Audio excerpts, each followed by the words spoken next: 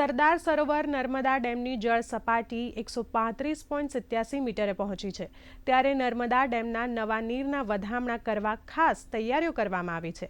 ડેમને વિવિધ લાઇટ્સથી શણગારવામાં આવ્યો છે। સાથે જ 15 ઓગસ્ટને અનુલક્ષીને ડેમને તિરંગામાં સજાવવામાં આવ્યો હતો।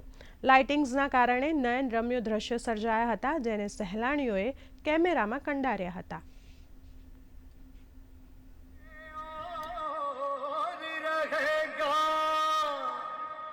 भारत की शान था वो, सदा अमर रहेगा।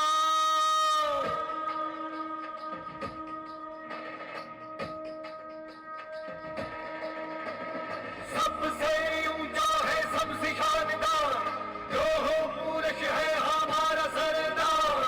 हो,